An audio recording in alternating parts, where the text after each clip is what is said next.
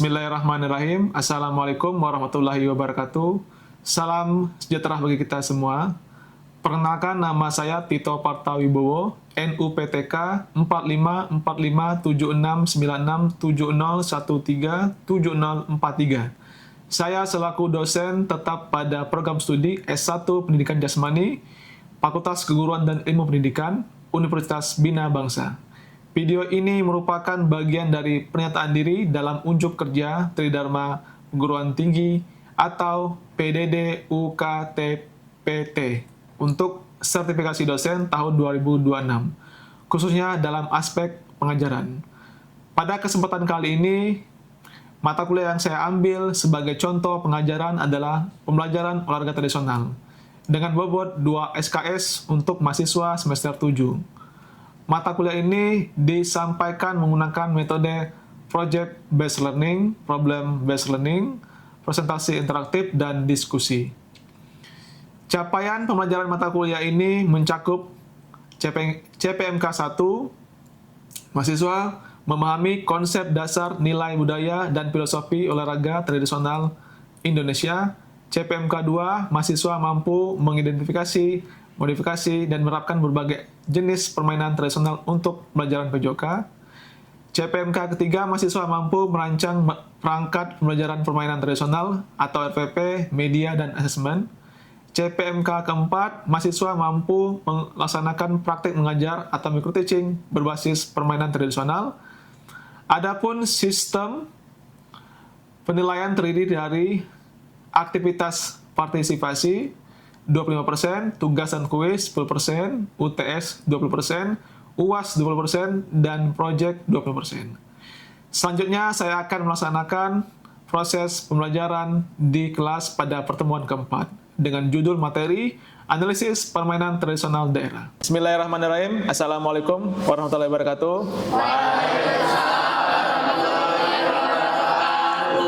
Selamat siang semuanya. Apa kabar hari ini? Sehat? Alhamdulillah baik. Kita sudah masuk ke pertemuan keempat pada mata kuliah pembelajaran olahraga tradisional, ya, di kelas 7A Penjas, ya. Sebelum kita mulai, kita berdoa dulu. Berdoa menurut kepercayaan dan agama masing-masing. Berdoa, mulai. Berdoa selesai. Sebelum saya mulai, saya akan absen terlebih dahulu, ya. Nanti ketika saya panggil namanya, jawab hadir, ya. Oke. Abdul? Hadir, Pak. Oke. Alira? Oke. Anastasia? Hadir. Vicky? Hadir, Pak. Salsa? Hadir. Marcella? Hadir. Mira? Hadir. Niki? Hadir. Salva? Hadir. Suherni? Hadir. Amanda? Hadir. Abdul Rojak? Hadir, Pak. Ipal? Hadir. Saniti? Hadir. Imam? Hadir, Pak. Javo? Hadir, Pak. Desti? Hadir, ya, oke. Angga? Izin. Oke, izin. Nadila? Izin juga, Pak. Oke, yang terakhir Anindil dia. Oke. Jadi ada berapa orang izin, ya? Oke, sebelum saya bahas materi terkait dengan menganalisis permainan tradisional daerah, saya pengen flashback dari pertemuan sebelumnya, ya. Apa itu permainan tradisional? Ayo, ada yang bisa jawab? Boleh? Dari daerah. Angkat tangan. Ayo, coba. Ayo. Saya, Kak. Boleh? Salsa? Tradisional itu permainan yang berasal dari daerah-daerah yang ada di Indonesia. Oke, bagus. Ada lagi? Permainan tradisional itu permainan zaman dulu mungkin Oke, boleh. Ada lagi? Izin Pak, Boleh. permainan tradisional mungkin itu sebuah permainan yang tanpa ada campuran teknologi di dalamnya, yang digunakan untuk orang pada zaman dulu itu untuk bersenang. Oke, baik. Saya simpulkan ya. Permainan tradisional itu merupakan salah satu atau bentuk permainan yang telah diwarisi oleh para leluhur kita, yang itu sudah ada sejak zaman dahulu. Jadi ada modifikasi dari dari permainan itu yang tanpa adanya teknologi, benar. Ya. Selanjutnya, ini di pertemuan keempat ini teman-teman udah bisa buka ya, sudah bisa baca.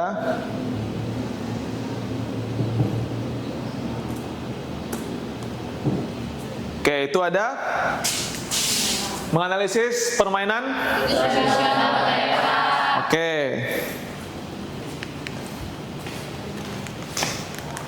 Oke, itu mengapa permainan tradisional penting? Karena permainan tradisional itu merupakan permainan yang berperan dalam menjaga dan mewariskan nilai-nilai budaya dari generasi ke generasi. Permainan ini menanamkan nilai kerjasama, sportivitas, dan keterampilan sosial dalam interaksi antar anak-anak gitu. Nah, ini salah satu bentuk pentingnya permainan tradisional. Selanjutnya, nah itu ada tujuan dari pelajaran itu. Yang pertama, memahami konsep permainan tradisional, menganalisis unsur gerak, aturan, dan manfaat. Kemudian mengidentifikasi relevansi dengan pembelajaran PJOK. Kemudian itu dari tujuan pelajarannya.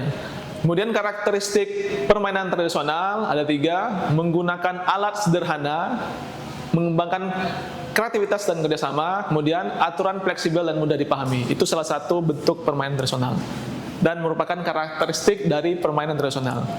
Ya, selanjutnya, nah ini apa itu? Enggrang. Oke, enggrang itu salah satu permainan tradisional. Ada sejarah singkatnya. Enggrang itu merupakan permainan yang berasal dari kebiasaan masyarakat menggunakan tongkat panjang untuk berjalan di daerah berair atau berlumpur. Pada zaman dahulu seperti itu. Nah, seiring perkembangan zaman itu dipakai untuk kegiatan lomba gitu. Kemudian, nah, faktor keterampilannya itu untuk melatih keseimbangan, meningkatkan koordinasi tubuh, dan menumbuhkan keberanian dan kepercayaan diri. Itu bentuk dari keterampilannya. Di sini sudah pernah melakukan permainan enggrang waktu kecil? Pernah? Oke. Selanjutnya itu ada permainan lompat tali. Oke, permainan lompat tali itu merupakan permainan yang biasa kita lakukan waktu kecil, mungkin ya.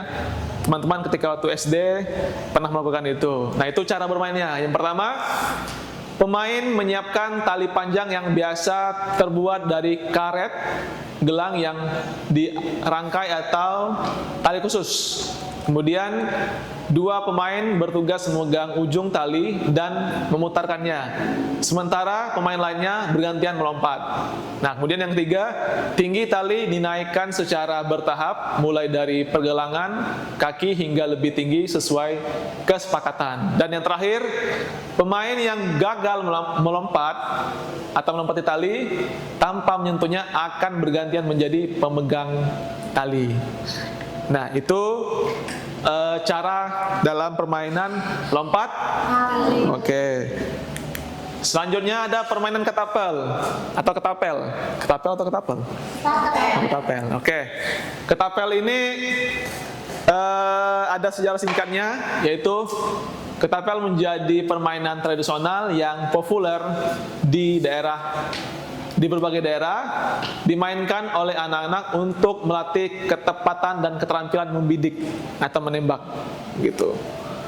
Nah, keterampilannya untuk koordinasi tangan dan mata, konsentrasi dan fokus, motorik halus dan kesabaran, serta strategi. Ya, itu dari permainan ketapel. Selanjutnya, nah ini tadi manfaat dari permainan tradisional. Ada berapa? Itu ada 4 ya. Yang pertama dari segi fisik, untuk kekuatan, kelincahan dan daya tahan. Kalau untuk kognitif, untuk strategi, pemecahan masalah. Kemudian untuk sosialnya, kerjasama dan sportivitas. Kemudian yang terakhir untuk emosionalnya, pengendalian diri dan rasa percaya diri. Itu macam-macam atau manfaat dari permainan tradisional. Selanjutnya, apa relevansinya dalam pembelajaran PJOK? Nah, itu ada 3. Sebagai media pembelajaran kontekstual. Kemudian mengintegrasikan budaya lokal dalam pembelajaran. Kemudian yang terakhir, memfasilitasi pembelajaran aktif dan menyenangkan. Nah, itu relevansi atau kaitan dengan pembelajaran PJOK di sekolah. Nanti teman-teman bisa praktek ketika nanti di sekolah bersama peserta didiknya, terutama di kelas-kelas kecil 1, 2, 3, dan 4. Oke. Sejauh ini ada pertanyaan? Oke, lanjut ya. Nah, ini dari berapa permainan tradisional tadi, kita akan analisis unsur geraknya. Itu gerak yang pertama, gerak dasar lokomotor. Ada lari, ada melompat ya. Kalau tadi lompat tali, ada lompat ya. Nah, itu salah satu bentuk dari gerak dasar lokomotor. Kemudian gerak non lokomotor, membungkuk dan memutar. Itu juga tadi bisa di permainan lompat tali. Kemudian gerakan manipulatif, melempar dan menangkap. Nah, ini belum ada. Kemudian analisis aturannya dalam permainan ini. Yang pertama, struktur aturan, ada awal, inti, dan akhir. Jadi harus ada kejelasan dalam aturan permainan. Peran pemain dan mekanisme kemenangan seperti apa? Peran pemain seperti apa dan pemenang seperti apa? Kemudian adaptasi aturan untuk pembelajaran. Nah, bagaimana adaptasi aturan itu untuk pembelajaran? Ya. Nah, selanjutnya pentingnya permainan tradisional itu bukan hanya sekadar hiburan, tetapi juga bagian dari warisan budaya dan mengajarkan nilai-nilai kerjasama, sportivitas, serta kreativitas pada anak-anak.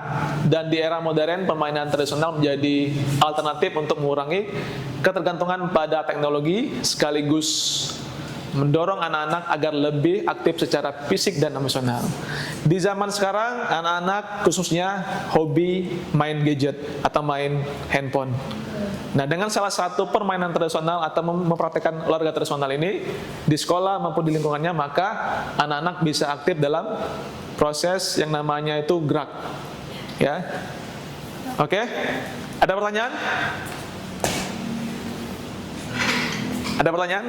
Ini saya akan kasih cuplikan terkait dengan permainan tradisional.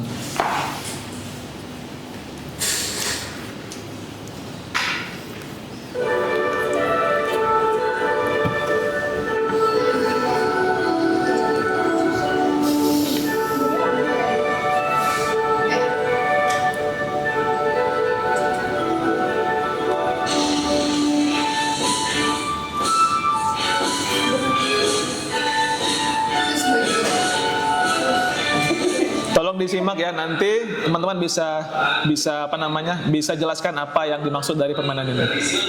Yang menjadi primadona pada masanya. Di Lampung, permainan netra disebut terpa pancung, sementara di Sumatera Barat dikenal dengan nama tangkap atau bincang. Di Bengkulu disebut inggal atau sepatu bambu, dan di Kalimantan Barat dinamakan batu kal. Anak-anak zaman dulu akrab bermain dengannya, menyenangkan dan menyehatkan, saling bantu untuk bisa berjalan lancar. Bila ada yang jatuh, sigap menggunakan tangan agar bisa berdiri lagi. Kini permainan itu terancam punah, jangankan permainan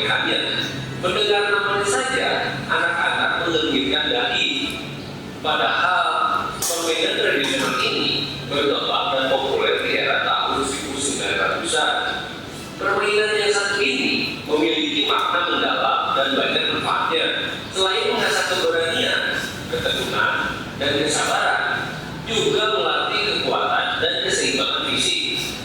Selanjutnya, mengandung nilai-nilai seperti sportivitas dan kerja keras.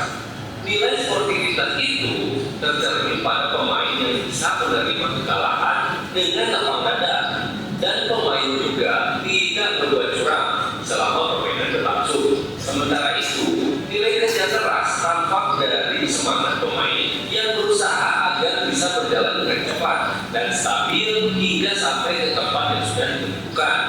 Meskipun permainan enggang. Oke. Saya tunjuk 1 atau 2 orang ya ke depan ya. Nanti jelaskan apa yang teman-teman lihat di video tadi ya. Atau siapa yang mau ke depan? Bang Jafo. Japo mau ke depan? Oh, ayo. Ayo. Siapa yang mau ke depan? 2 orang aja. Putra putri boleh. Ayo silakan. Jelaskan apa yang tadi teman-teman lihat. Secara singkat boleh. Terkait dengan permainan enggrang. Oke. Ayo. Silakan. Salsa, ayo. Salsa sama ini aja, Ipal boleh. Ayo. Ayo, Pal. Ayo. Silakan. Di sini. Di sini. Elsa. Ayo. Permainan itu, Pak. Ya, yang tadi, apa yang tadi dibahas? Silakan, ayo. Sini. Sini, hadap ke teman-teman. Sini. Sini. Ya. Sini Salsa. Ya. Oke. Tadi itu ada video enggrang. Nah, coba jelaskan apa tadi yang kamu lihat. Jadi permainan enggrang itu permainan tradisional. Terus menggunakan bambu untuk berjalan. Permainan ini menggunakan gerakan lokomotor atau berpindah tempat seperti berjalan. Oke. Bisa juga digunakan untuk perlombaan Agustusan. Oke. Mungkin segitu aja dari saya. Oke, tepuk tangan untuk Salsa. Silakan duduk. Ya, Ipal, apa yang kamu tangkap dari video tadi? Saya tangkap dari video tadi, Ya. di mana permainan ini berlomba untuk lebih cepat, terus melewati rintangan juga. Apalagi? Dapat penguasaan keseimbangan. Oke. Tepuk tangan untuk Ipal. Silakan duduk. Oke. Ada pertanyaan terkait dengan analisis permainan tradisional daerah yang sudah saya bahas tadi? Ada pertanyaan? Tidak ada? Tidak. Oke, saya sedikit evaluasi ya. Pada pertemuan keempat ini kita menganalisis salah satu permainan tradisional daerah. Nah, itu kenapa kita penting untuk analisis? Nanti bisa teman-teman terapkan kepada peserta didik. Karena teman-teman di sini calon guru PJOK atau pendidikan jasmani, olahraga dan kesehatan. Baik nanti di SD, SMP dan SMA. Nah, ini pentingnya pelajaran ini supaya teman-teman bisa mempraktekkan ke peserta didik. Bagaimana melakukan praktek permainan enggrang, ketapel, lompat tali, trompa panjang, ada banyak macam permainan tradisional. Ya, nanti untuk tugas minggu depan, teman-teman nanti buat salah satu permainan daerah yang teman-teman pernah lakukan ketika waktu kecil. Kita bagi 4 kelompok ya. Nanti tolong dibagikan sama ketua kelas. Jadi ada 4 yang akan teman-teman praktekkan nanti. Bawa juga beserta alatnya. Paham? Oke, terima kasih. Sebelum saya tutup, kita berdoa dulu ya. Berdoa untuk kita pada hari ini, pertemuan pada hari ini. Berdoa mulai. Berdoa selesai. Mungkin itu saja materi yang akan kita bahas di pertemuan 4. Semoga bermanfaat. Lebih dan kurang mohon maaf. Saya akhiri. Assalamualaikum warahmatullahi wabarakatuh. Demikianlah video pembelajaran saya pada mata kuliah pembelajaran olahraga tradisional. Saya menyampaikan terima kasih yang sebesar-besarnya kepada Kemendikbudristek melalui Direktorat Jenderal Pendidikan Tinggi LLDikti Wilayah 4 serta seluruh tim sertifikasi dosen tahun 2026 atas kesempatan dan dukungannya. Ucapan terima kasih juga saya sampaikan kepada pimpinan Universitas Bina Bangsa, rekan-rekan dosen, dan seluruh mahasiswa yang telah berkontribusi dalam proses pembelajaran ini. Semoga video ini bermanfaat dan dapat menjadi bagian dari upaya peningkatan kualitas pendidikan tinggi di Indonesia. Wassalamualaikum warahmatullahi wabarakatuh. Terima kasih.